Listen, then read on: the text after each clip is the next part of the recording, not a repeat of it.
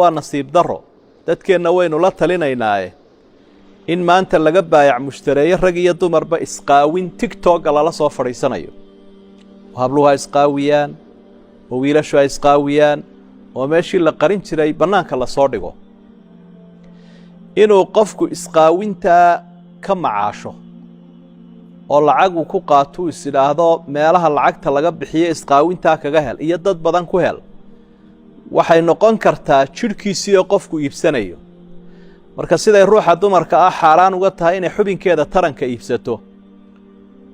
oo jirkeeda iibsato tanati un bay la mid tahay waa ka xaraam marka ina cawradeedii qofku soo bandhigto oo sidaa ay lacag ku hesho ama wiilkiiba uu ku helo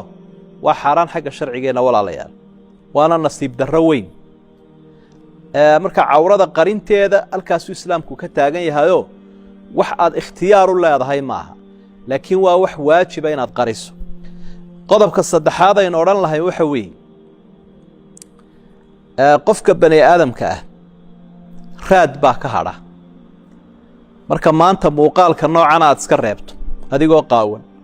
adigoo qaylinaya adigoo kala kacsan oo si ah hadda raadkani wuu hadhayaa ogow ilaahay agtiisana raadkani wuu yaalaa iyo recordkani iyo muuqaalkaagaas ummadda agteedana waa yaalaayo dee waa kaa ku jira kaydka laga reebayo marka waxa dhici doonta adigoo aakhirad tago alla istoo dhintayba in adoo qaawanaad meeshan ka soo baxdo oo dad kula ficiltamaya ama ku xumaynaya ay banaanka ku soo dhigaan hadda waxa dhici karta adigoo toobad keenayba ama waayeelo wanaagsanaadeeba in wixii sawirkaagii qaawanaa weli halkan uu yaallo qaar kugu ciyaaraya ay ku hor wadaan kadibna noloshuba cidhiidhi kugu noqoto marka waxa waajiba qofku inaanu record iyo kayd xun dhigin inta uu nool yahay laakiin wuxuu dhigayaa ilaa qofkii waari maayo war un baa ka hadhaya muuqaal iyo maqal un baa ka hadhaya marka waxa ka hadhaya inuu noqdo wax wanaagsan ilaahayna wuxuu wanaktubu ma qaddamu wa aathaarahum dadku camal wixii ay horu mariyeenna waan qorayaa raadka ifka kaga hadhayana waan qorayaa dad badan oo toobad keenay waxay la ildaran yihiin raadkii xumaaya ay reebeen iyo recordkay dhigeen sidii looga masixi lahaa lacag bay ku bixiyaana way kari laayihiin marka taana walaalayaal waynu baraarujin lahayn qodobka afraad aynu baraarujin lahayn waxa weeye dadka sidaa isu qaawinaya ama sidaa lacag ku doonaya ama sidaa ku maadaynaya inaan la daawanin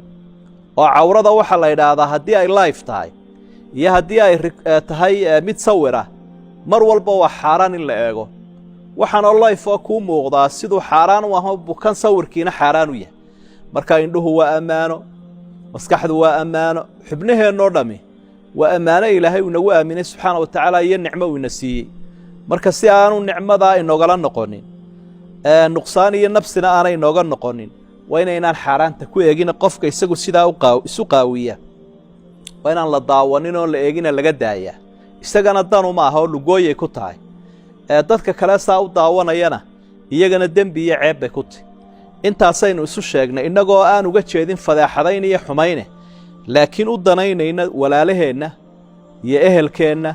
iyo ummadeenna oo kelmadda wanaagsan waynu isku leenahay in la qaataana waa waajib